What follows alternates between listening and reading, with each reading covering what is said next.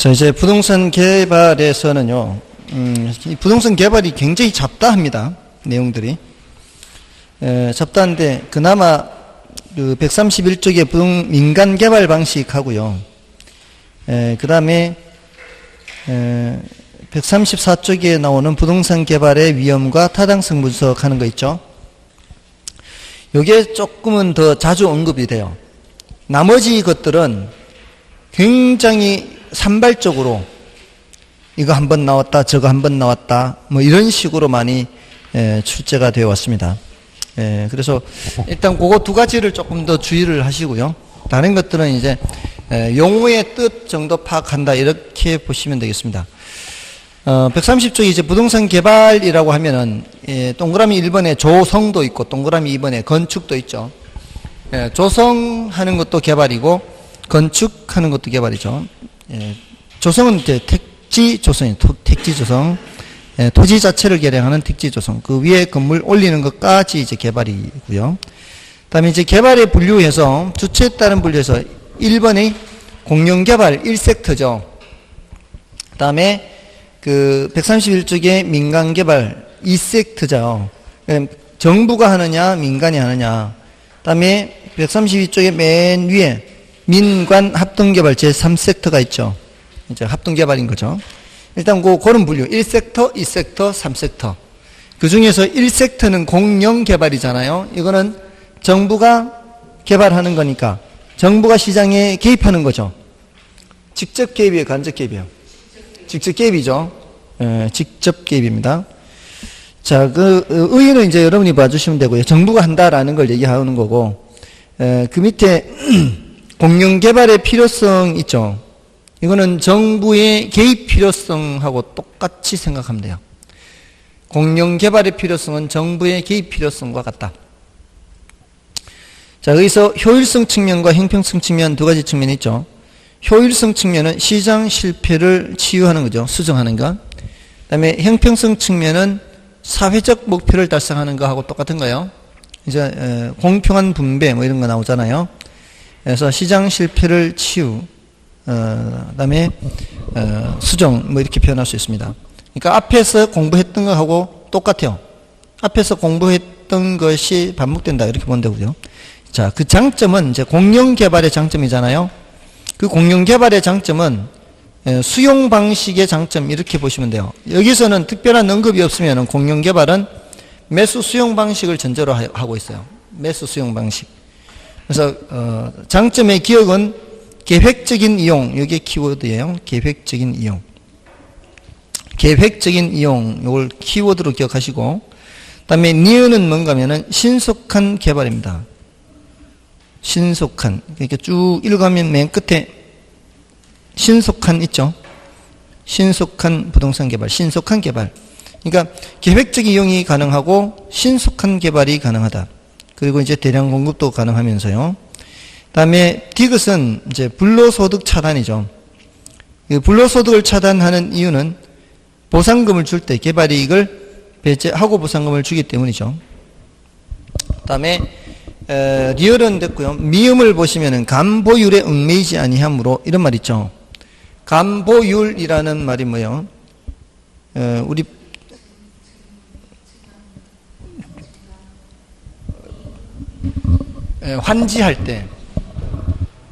환지할 때 채비지 보류지라는 게 있죠.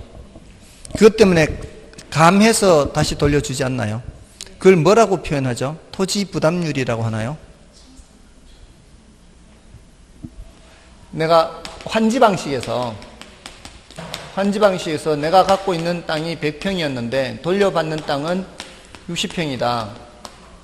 내가 가질 수 있는 권리, 내가 원래 100평 가지고 있었으면 이제 60평으로 돌려받을 수 있다고 하면 40평만큼이 줄어들잖아요. 그래서 얘를 권리 축소 방식이라고 그러거든요. 권리 축소.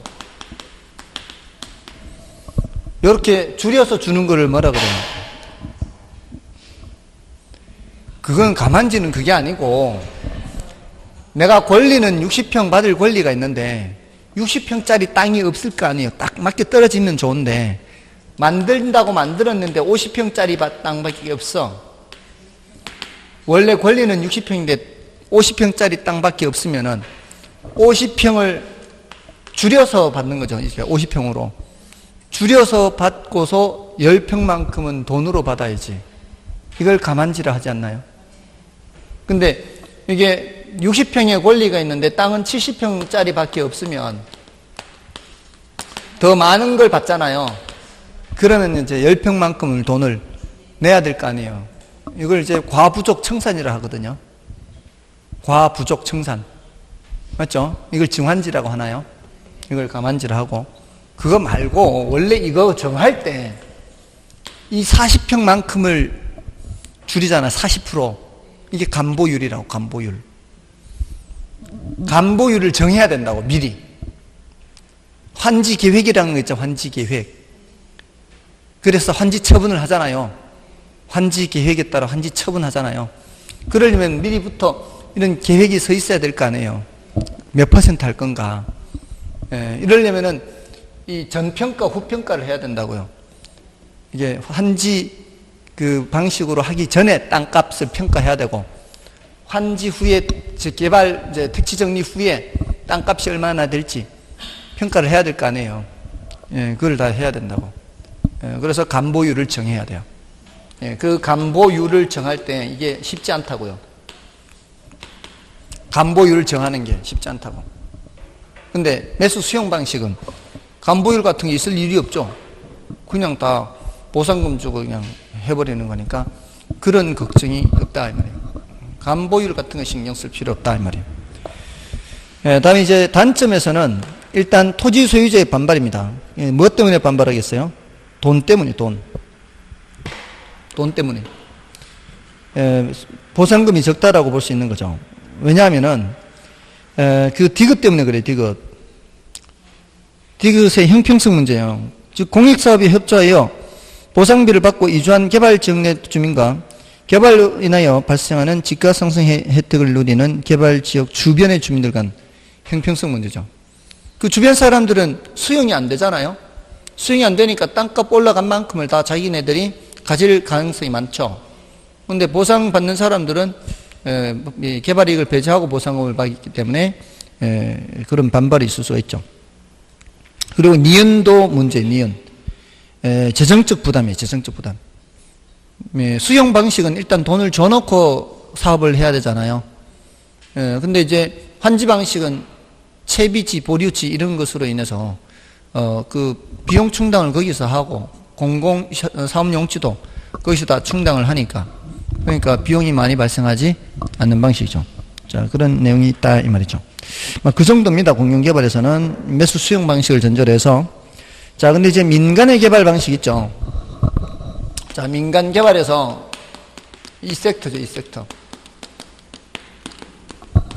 자, 여기서는 이제 토지하고 자금하고 노하우 이런 것들이 있어야 개발을 할 거 아니에요. 이게 한 사람한테 다 있으면 어떻게 하면 돼요? 자기가 직접 하면 되죠. 근데 한 사람한테 다 없으면은 합쳐서 힘을 합쳐야 될 거 아니에요. 대체로는 토지 소유자가 땅을 대고요. 개발업자가 자금과 노하우를 제공을 해요. 거의 대부분 다 그래요. 한 개 빼고. 자력개발까지 치면은 자체사업까지 치면 2개 빼고. 어차피 자체사업은 이거 혼자 다 갖고 있으니까 하는 거고.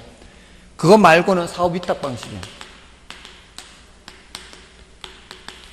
사업위탁 방식은 토지 소유자가 뭐를 대는 거예요? 토지도 되고 자금도 되거든. 개발업자는 뭐만 제공하고요? 노하우만 제공하는 거죠. 거기에 따른 수수료 가져가는 거죠.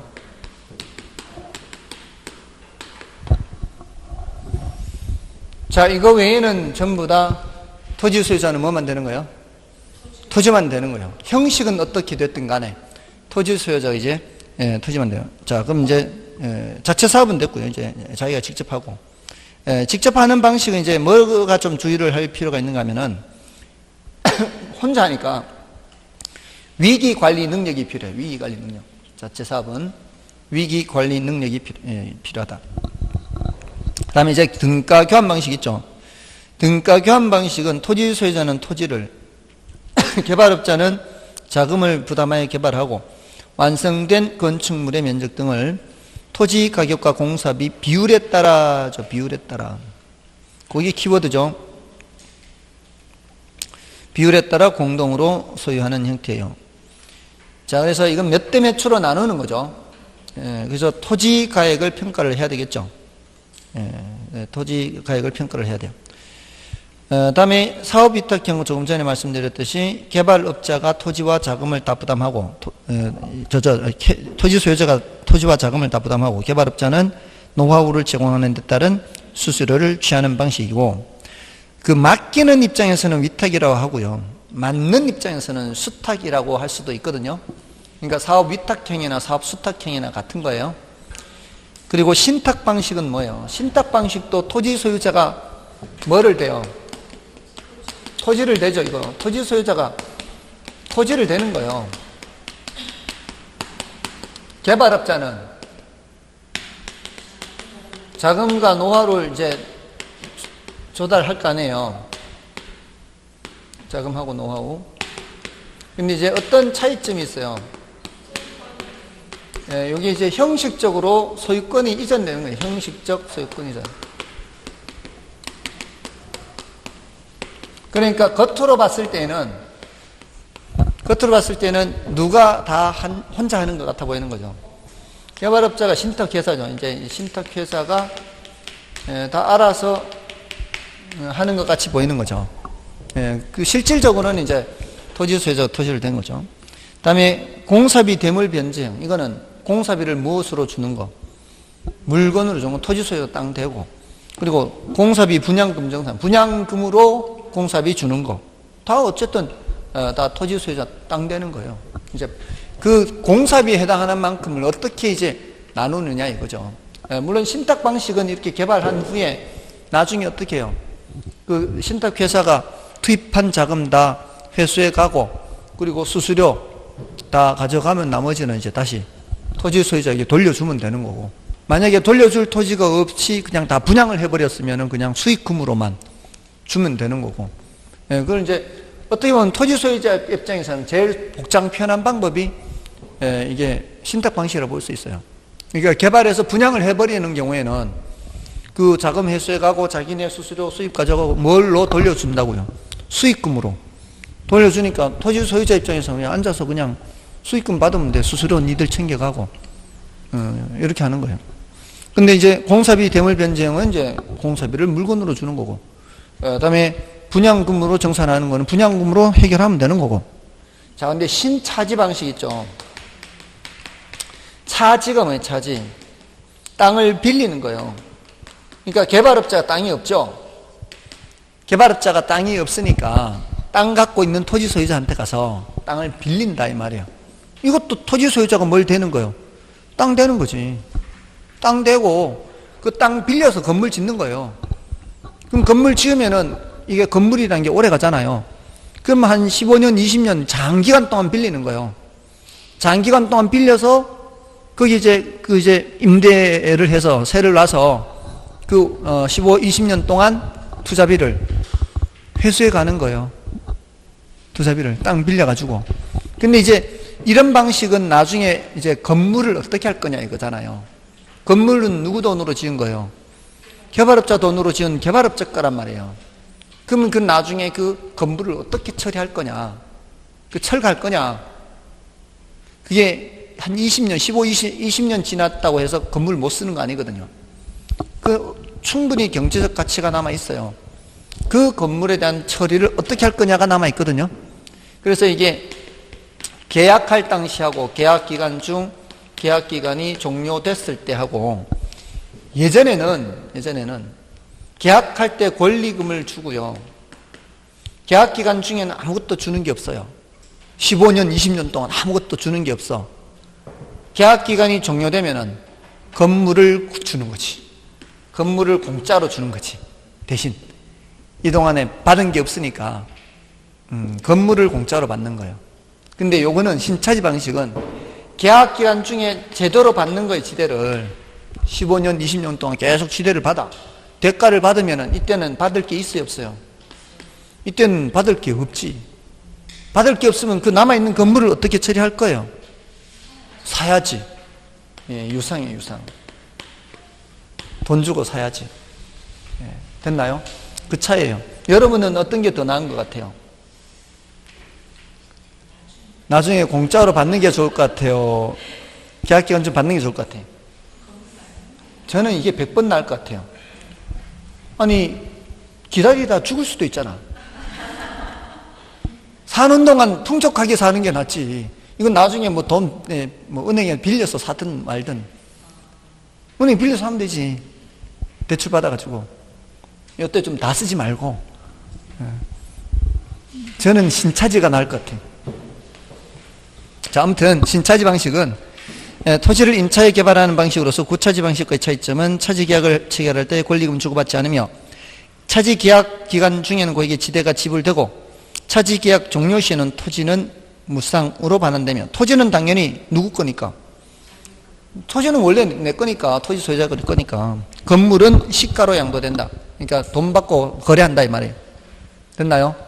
자, 그럼 됐고 다음에 이제 민간 합동 개발했고요. 자, 나머지 것들은 대체로 자, 이것들이 이 단어 뜻만 체크하면 되는 거예요. 단어 뜻만. 단순 개발은 이제 자력 개발이고요. 권리 불변이라 하고요. 환지 방식은 아까 권리 축소형이라고 그랬죠. 매수 방식은 권리 소멸형이에요. 그리고 2번과 3번이 더해진 게 혼합 방식이고 신탁 방식 좀 전에 신탁 봤죠. 그다음에 신개발, 재개발. 재개발에서는 정비 사업의 유형에 따른 구분은 공법에서도 나오죠. 주거환경 개선 사업, 재개발 사업, 재건축 사업이 있는데 기역, 니은, 디귿 모두 다 주거환경 개선이라는 건 다 들어가 있어요. 근데 도시환경 개선이라는 거는 니은밖에 없어요. 그죠? 도시환경 개선은 재개발 사업밖에 없습니다. 다른 것들은 다 주거환경 개선이 다 들어가 있죠. 맞나요? 근데 기역에는 주거환경 개선만 있는 게 아니죠. 타이틀은 주거환경 개선인데 주거환경 개선 말고도 보존, 정비, 개량 있죠. 보존 맨 끝에 주거환경을 개선하는 것만 있는 게 아니고 주거환경을 보존, 정비, 개량 이것도 있잖아요. 맞아요, 아니에요? 그것도 주거환경 개선 사업에 있긴 하죠. 아무튼 그런 차이가 있다고요. 그러면서 주거환경 개선 사업은 노후 불량 건축물이 과도하게 밀집이죠. 정비 기반 시설은 극히 열악하고 노후 불량 건축물이 과도하게 밀집 이렇게 있죠. 극히 열악, 과도하게 밀집. 그리고 재개발 사업에서는 정비 기반 시설이 열악하고 그냥 밀집이죠. 극히 열악이 아니고. 그리고 재건축 사업은 정비 기반 시설은 양호 하나죠. 양호 하나. 자, 그럼 됐고요. 구별만 하면 되니까. 그다음에 시행 방법에 따른 구분에서 보전 재개발, 수복 재개발, 개량 재개발, 철개 재개발. 보전은 현상 유지라는 의미가 있다고 그랬어요. 현상을 유지한다는 얘기는 현상을 유지하겠다는 얘기는 노후화된 것이 있다 없다. 노후화된 것이 없죠. 노후화된 것이 없으니까 노후화되지 못하게 방지하는 거예요. 방지. 방지. 그다음에 수복은 노후화된 것이 있는 거예요. 노후화된 것을 복구시키는 거니까요. 맞나요? 그리고 개량 재개발은 기존의 시설의 확장, 개선, 첨가 이런 것들이 들어가죠. 개량. 기존의 시설 확장, 개선, 첨가. 확장, 개선, 첨가. 그다음에 철거 재개발은 기존의 시설을 제거, 새로운 시설을 대체하는 가장 적극적인 재개발, 도시 재개발 유형이죠. 그다음에 이제 외관에 따른 분류해서 유형, 무형, 복합. 유형은 물리적 형상의 변형이 있는 거, 무형 물리적 형상의 변형이 없는 거 이렇게 되고요. 복합은 1번과 2번이 결합된 것을 말하죠. 이런 것들은 이제 이런 단어 뜻만 구별하면 되는 정도예요. 지금까지 출제된 것들이. 그다음에 부동산 개발의 과정도요. 이게 그 세부적인 내용을 묻기보다는 그 순서를 물은 게 다예요. 그러니까 두 번은 이제 명백하게 순서를 물었고요. 한 번은 그냥 그 지문으로 등장했는데 그게 뭐 정답 지문으로 등장한 것은 아니고요. 그 순서를 일단 보세요. 1번의 아이디어 단계 예비적 타당성 분석 단계 예, 부지 확보 단계 부, 아, 예, 부, 타, 금, 건, 마 이렇게. 아, 예, 부, 타, 금, 건, 마요. 아, 예, 부, 타, 금, 건, 마. 다음에 부동산 개발의 위험과 타당성 분석에서 그리고 그 순서가 아예 부, 타, 금, 건, 마 이거 말고 괄호 속에 있는 걸 기준으로 본다면은 동그라미 1번의 구상 단계의 구, 예비적 타당성 분석 단계 괄호 속에 전 실행 가능성 분석 단계 이렇게 돼 있죠. 괄호 속을 기준으로 보면은 구전 부실 금건마 이렇게도 가고요. 아예 부탁 금건마, 구전 부실 금건마 이렇게. 자, 그런 정도고요. 그 중에 가장 중요한 단계는 이제 타당성 분석 단계입니다. 4번이. 당연히 4번이 제일 중요해요. 타당성 분석. 타당성 분석 단계에서 통과가 돼야 되죠. 통과가 되어야 그 다음으로 넘어갈 수가 있는 거죠. 그리고 그 타당성 분석 단계 중에서 법적 타당성, 경제적 타당성, 기술적 타당성 이렇게 세 가지 있는데 가장 중요한 것은 경제적 타당성 분석이 제일 중요합니다. 타당성 분석 중에서도 혹시 법경기 이렇게 나오면 뭐가 제일 중요하다? 경제적 타당성 분석이 제일 중요합니다. 법경기 중에서도 경제적 타당성. 자, 그 정도로 하고요. 그 다음에 이제 조금 더 자주 질문하는 게 부동산 개발의 위험과 타당성 분석이죠. 자, 여기서는 일단 괄호 1번의 부동산 개발의 위험에는 법 10이 이렇게 나누죠. 개발의 위험.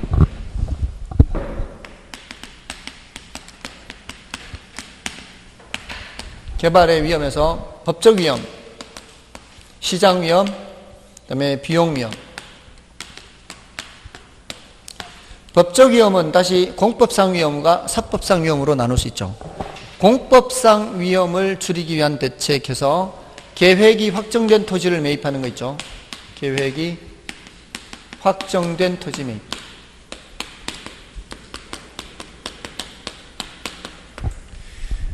계획이 확정된 토지를 매입하면은 이제 그런 공법상 위험을 줄일 수는 있습니다. 근데 이제 공법상 위험만 있는 게 아니고 사법상 위험도 있죠.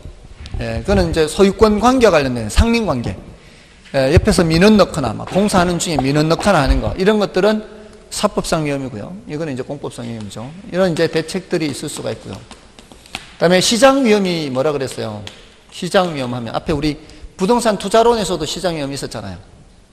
장사 안 되는 위험이 시장 위험이죠. 이런 위험을 줄이기 위해서는 흡수 분석을 하는 거죠. 흡수 분석. 흡수 분석이 뭐예요? 공급된 부동산이 지난 1년간 얼마만큼 매매 또는 임대됐는지 보는 것을 흡수율 분석하죠. 또는 공급된 부동산이 100% 흡수될 때까지 걸린 시간을 보는 건 뭐예요? 흡수 기간이죠. 그러니까 흡수율은 높을수록 좋은 거고요. 흡수 기간은 짧을수록 좋은 거죠. 자, 이런 것들을 보면은 앞으로 어느 정도 어떻게 될지를 추세를 예측할 수가 있죠. 이런 분석은 과거 분석이에요, 현재 미래 분석이에요. 이거는 과거 분석이거든요. 이 자체는 이 분석 자체는 과거 분석이지만 궁극적 목적은 뭐예요? 궁극적 목적은 미래를 예측하는 미래 예측. 미래를 예측하기 위해서 이런 걸 하는 거죠. 이게 이제 시장 위험을 줄이기 위한 대책이고요.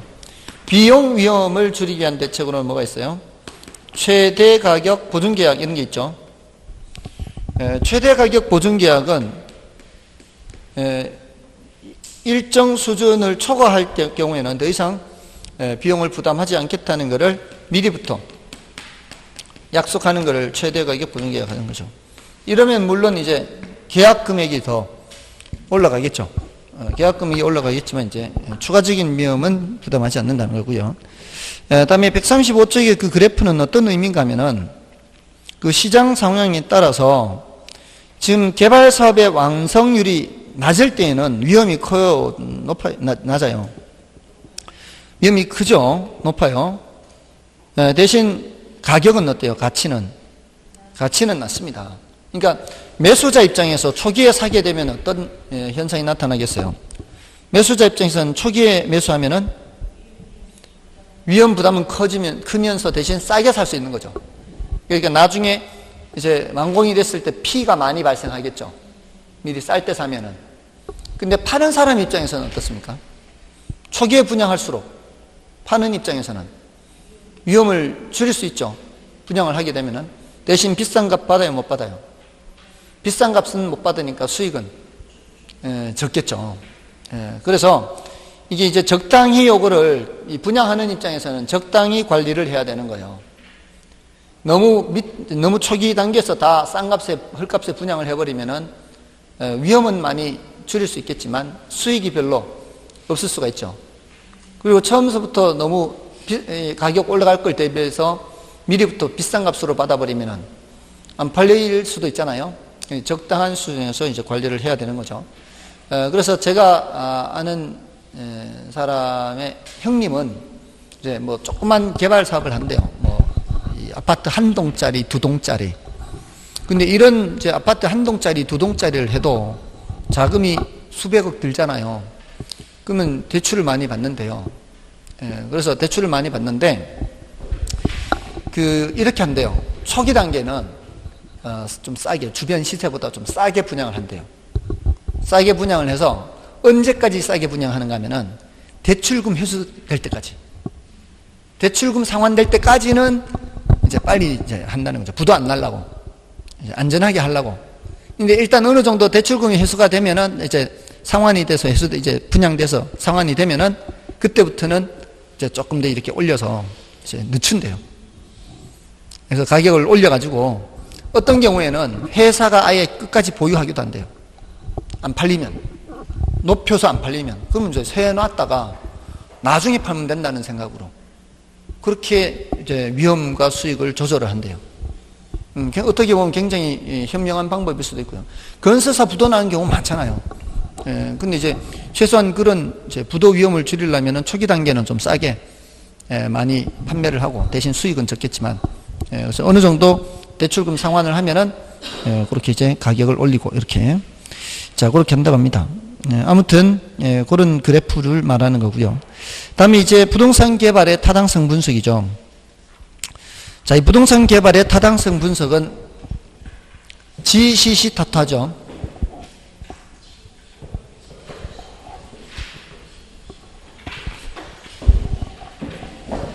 지역 경제 분석,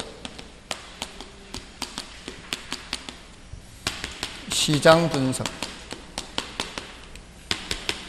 시장성 분석, 그 다음에 타당성 분석, 투자 분석, GCC 타투 이렇게. 자, 이렇게 5단계로 나누지 않고 2단계로 나눌 수도 있죠. GCC 여기를 넓은 의미의 시장 분석하고요. 요거를 경제성 분석하죠. 여기서 경제성 분석이라고 하는 이유가요. 아까 타당성 분석에서 어떤 거 있다 그랬어요. 법적 타당성 분석, 경제적 타당성 분석, 기술적 타당성 분석 있다 그랬죠. 제일 중요한 게 뭐라 그랬어요? 경제적 타당성 분석. 그 제일 중요한 거를 이제 가져가서 타이틀로 잡았다 생각하시면 돼요. 경제적 타당성, 경제성 분석. 그걸 의미한다고 보시면 돼요. 자, 여기서 이제 각각의 단계별로 이제 용어를 설명했을 때 이게 지역 경제 분석을 설명하는 건지 시장 분석을 설명하는 건지 이걸 구별을 해야 되는 거죠. 이걸 이제 그나마 좀 자주 묻는 편이니까요. 여기서는 이제 총량 분석이라고 그래요. 전반적인 거 다 보는 거예요. 총량 분석. 전반적인 걸 다 살펴보는 거예요. 그 지역에 대해서. 그 지역의 인구면 인구. 여기 인구 몇 명이에요, 지금? 30만 명 넘었죠? 근데 백화점이 아직 들어오려면 좀 더 있어야 되겠죠?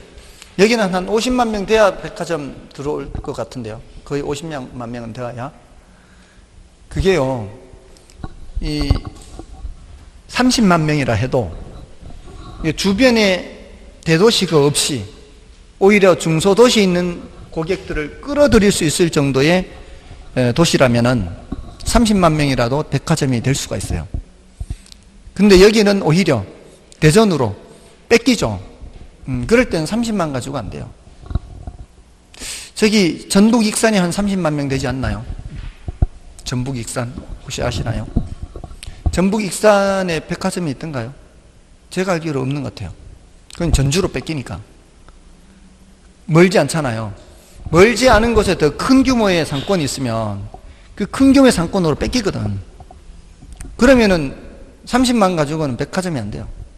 근데 진주 아시죠? 진주. 진주는 주변에 큰 데고 거기가 제일 커. 거기가 제일 커. 주변에서 오히려 오는 거죠. 그러면은 어느 정도 이게 백화점이 될 만도 하다는 거죠.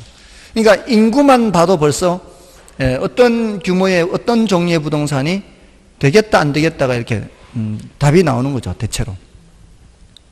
그게 여기 30만 명이면요. 대형 할인 매장은 한 3개? 3개 정도. 3개 맞죠? 여기. 3개죠. 조치원에 1개 있고 여기 2개 있잖아. 여기는 지금 너무 과열이야. 그러면 코스트코도 있으면 코스트코하고 있으면 조치원에도 있잖아요. 조치원도 같은 세종시니까. 근데 어쨌든 다 합쳐서 30만일 거 아니에요. 조치원이 있는 거 다 합쳐서 30만이니까. 그러면 여기는 지금 장사 안 되는 거예요. 아마 죽쓰고 있을 거예요. 죽쓰고 있으면 치열해. 이렇게 되면 더 인구가 더 늘어나야 돼. 이래 가지고는 별로 남는 게 없을 거예요. 분명히 이런 게 숫자만 봐도 벌써 머릿수만 봐도 이게 된다 안 된다가 대충 나온다. 대충. 공인중개사하고는 몇 개면 될까요? 여기는 1개면 돼. 1개. 2개는 많아요. 치열한 거예요. 여기도. 그러니까 인구만 딱 보면 벌써 나온다니까요. 이거 된다 안 된다 이런 것들이. 그리고 그 지역의 산업의 종류, 산업의 상태 이런 것들. 여기는 무슨 특별한 산업이 없잖아요. 공무원 말고 뭐가 있어요? 여기 공무원만 있는 것도 아니고. 그러니까 지금 여기 지금 오신 분들이 여기 공무원 말고 그 산하기관이라든가 말고는 저쪽으로 출퇴근하는 사람 많지 않나요? 대전이나 청주나 뭐 다른 쪽으로. 그러니까 여기가 침상도시 어쩌면 다른 데서 일하고 이렇게 아직 이렇다 할 산업이 없으니까 이런 경우에는 아무래도 조금은 이제 뭔가 약해요. 그 지역을 대표할 수 있는 어떤 산업이 좀 있어야 되거든요. 또 대학이 있든가 이런 것들이 있어야 되는데 좀 약하다고 볼 수 있죠. 그 다음에 교통체계도 중요해요. 교통체계가 어떠하냐에 따라서 사람들의 이 유동 인구가 달라지니까. 교통. 그리고 고용상태. 중요하겠죠. 이런 것들이 전반적으로 그 지역의 부동산 수요에 영향을 미칠 수 있는 요인들이거든요. 전반적으로 다 살펴보는 걸 뭐라고 한다고요? 지역 경제 분석이에요. 그 지역 부동산 수요에, 모든 종류의 부동산 수요에 영향을 미칠 수 있는 모든 것들을 다 살펴보는 거죠. 그 다음에 시장 분석이 뭐예요? 시장 하면 뭐 생각하는 거예요? 수요, 공급, 수급 분석이에요. 자, 근데 여기선 이제 달라지는 거예요. 내가 상가를 개발하는 사람이에요. 그럼 뭐에 대한 수급 분석을 해야 돼요? 상가의 수급 분석을 해야 돼요. 내가 주택을 개발하는 사람이요. 그럼 주택의 수급 분석을 하는 거예요. 그러니까 개발하고자 하는 그 종류의 부동산, 그거를 특정 부동산이라고 그래요. 특정 부동산의 수급 분석하는 거예요. 특정 부동산의 수급 분석. 시장 상황을 보는 거죠. 그러니까 내가 개발하고자 하는 부동산이 어떠냐에 따라 달라지겠죠. 그러겠죠. 자, 그 다음에 시장성 분석은 뭔가 하면은 시장성이 있다 없다 이런 말 쓰잖아요. 시장성이 있다 없다. 지난번에 우리 계산문제 특강했죠. 계산문제 했었잖아요. 안 했었나요? 벌써 옛날 얘기 됐어요? 계산문제 했었잖아요. 그때 그 교재 가지고. 그 2주에 걸쳐서 오후에 했었잖아요. 그 교재가 2015년도에 나온 교재예요. 네, 2015년도에. 근데 2014년도에 계산 문제가 11문제 출제됐어요. 2014년도에 계산 문제가 11문제 출제가 됐어요. 그 전까지는 많아야 8문제 뭐 이렇게 출제가 됐었거든요. 근데 갑자기 이제 11문제가 나온 거죠. 그래서 제가 이제는 계산 문제만 따로 문제집으로 만들어도 되겠다. 이제 팔릴 수 있겠다. 이런 생각을 한 거죠. 그래서 바로 이제 원고 작업 들어갔어요. 원고 작업 들어가서 이제 예제하고 연습할 수 있는 유제, 예제, 유제 이렇게 한 거죠. 거기에다가 초등학교 4학년 수학부터 중학교 1학년 수학까지 이렇게 뒤에 부록에다 넣었잖아요. 계산하는 요령 같은 것들, 퍼센트 같은 것들.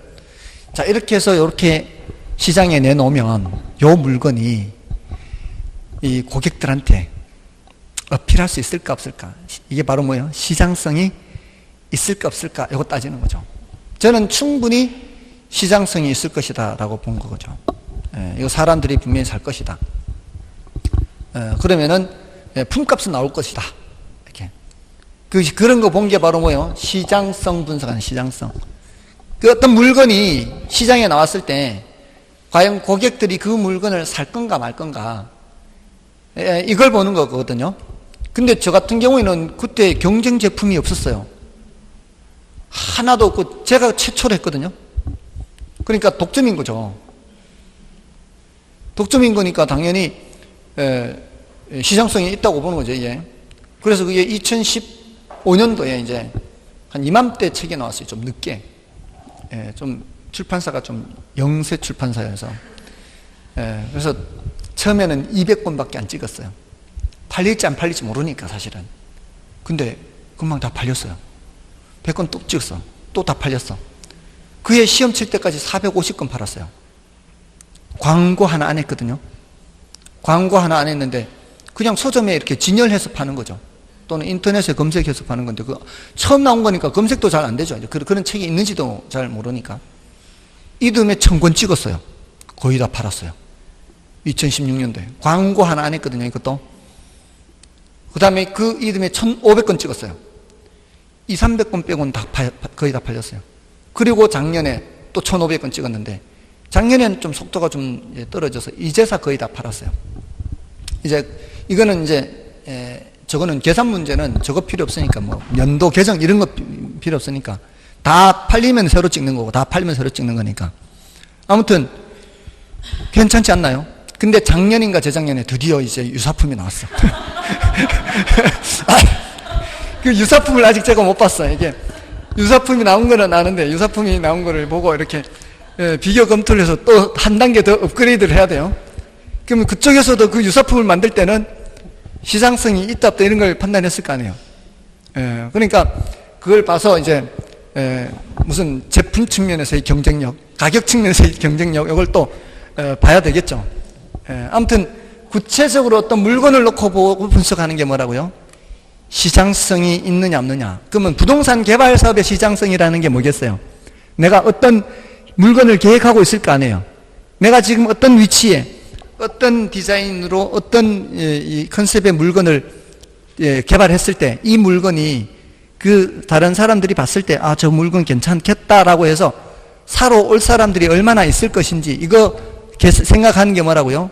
시장성 분석이라는. 그러니까 대상 개발 사업에 초점을 맞추는 거예요.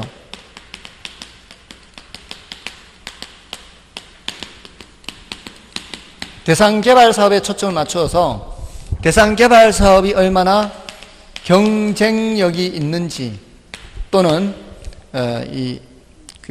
경쟁력이 있다는 얘기는 매매 또는 임대될 수 있는 가능성을 보는 거예요. 매매 또는 임대 가능성.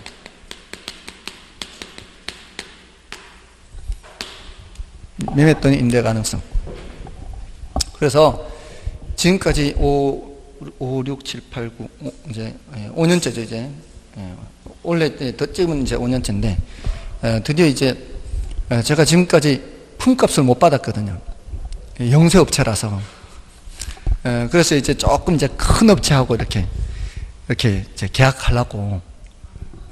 근데 큰 업체에서 딱 보더니, 이거 충분히, 시장성이 있다. 거기서도. 다른 경쟁업체에서도 나온 것도 있지만, 충분히 시장성이 있다 이렇게 본 거예요. 그러니까 굉장히 긍정적으로. 그럼 지금까지 했던 품값은 뽑을 수 있을 것 같아요. 분명히 품값, 저는 늘 이렇게 교재를 만드는 쪽으로 하는 거니까. 그러니까 그런 교재도 만들고 또 다른 종류의 교재가 있으면 교재도 만들고, 사실은 지금 여러분들 원래 기출문제집 보셨죠? 그 기출문제집이 저의 컨셉으로 그렇게 한 거예요. 다른 출판사에서 그런 컨셉의 기출문제집도 내기는 하는데, 여러분들 원래 푸셨던 그 기출문제집의 컨셉이 처음에 제가 갖고 있었던 컨셉이에요. 그러니까 그 기출문제집 안에 최대한 해설을 상세히 단다. 옳은 지문이 왜 옳은지도 단다. 경우에 따라 옳은 게 왜 옳은지도 모르는 게 있잖아요. 거기에다가 단원별로 핵심 이론을 정리해 넣는다. 그래서 다른 교재 없이 이 교재만으로도 60점 넘을 수 있게 한다. 그게 저의 컨셉이에요. 그 기출문제집 컨셉. 그게 저의 컨셉이었어요. 물론 제가 다른 거 보고 벤치마킹 한 거지만 다 그런 거 하는 거죠. 그럼 그 벤치마킹조차도 지금까지 하지 않았던 사람들이었거든요. 근데 그게 처음으로 나온 게 2013년도가 나왔어요. 2013년도. 2013년도부터 13, 14, 15, 16, 17, 18, 19, 3, 4, 5, 6, 7, 8, 지금 7년째 나온 거거든요. 아무튼 그런 이제 교재 만드는 쪽으로는 늘 생각을 하니까. 근데 이제 기본서는 워낙 대형 업체들이 많이 잡고 있으니까 그거는 뚫고 들어가기 힘드니까 부교재, 그런 교재에서 어떻게 하면은 차별화를 해서 조금은 더 시장성 있는 물건을 만드냐. 항상. 그러니까 구체적으로 어떤 물건을 놓고 얘기를 해야 되는 거죠. 자, 이게 시장성 분석이고, 그 다음에 이제 타당성 분석은 이 위 단계에서, 자, 이런 분석을 하는 단계에서 각종 자료와 정보를 수집을 하는 거죠. 그 자료 정보를 수집해서 여기에 제공을 하는 거예요. 이런 분석을 하는 과정에서 수집된 그런 자료 정보를 가지고서 여기서는 구체적으로 계산하는 거예요. 현금 수지를 측정해야 돼요. 현금 수지를 측정을 하고요. 이거를 투자 분석 기법을 적용하는 거예요. 근데 여기서는 할인 현금 수지 분석법을 적용해요. 할인 현금 수지 분석, 이거는 뭐예요? 합의 시간 가치를 고려하는 거죠. 그 이유는 여기서는 이자 비용을 고려하지 않을 수가 없어요. 이자. 개발 사업이잖아요. 개발 사업에서는 이자 비용이 상당한 금융 비용이 발생해요. 이자 비용. 그렇기 때문에 이자 비용을 고려한다. 이건 뭐예요? 화폐 시간 가치를 고려한다. 이런 거예요. 그래서 순수내를 보면 순수내. 순현가가 0보다 크냐 작으냐, 수익성 지수가 1보다 크냐 작으냐, 내부 수익률이 요구 수익률보다 크냐 작으냐, 이걸 따지는 겁니다. 이렇게 해서 구체적으로 수익성을 따져야 돼요. 수익성. 순현가가 0보다 크면 수익성이 있는 거고, 수익성 지수가 1보다 크면 수익성이 있는 거고, 내부 수익률이 요구 수익률보다 크면 수익성이 있다라는 거예요. 자, 그 다음에 이제 최종 결정 내리는 게 투자 분석이에요. 최종 결정 내리는 게 투자 분석이다. 자, 이거는 지난번에 이거 순순히 할 때도 말씀을 드렸죠.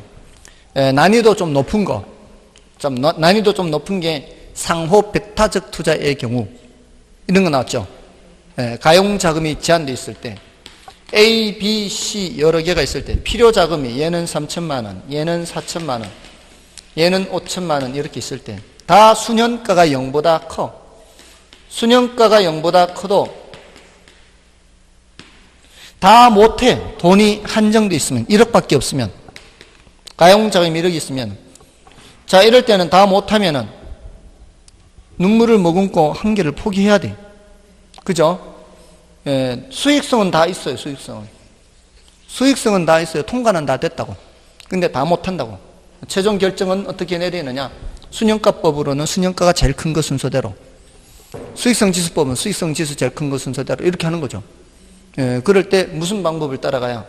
순현가법을 따라가야 투자자의 부가 극대화된다. 이거 똑같아요. 투자론이나 개발론이나 이런 분석은 똑같아요. 최종 결정 내리는 게 이제 투자 분석이다. 요 GCC 타투, 요 용어를 구별할 수 있으면 돼요. 됐죠? 자, 일단 거기까지 하고요. 좀 쉬고 나머지 내용들을 살펴보겠습니다. 좀 쉬겠습니다.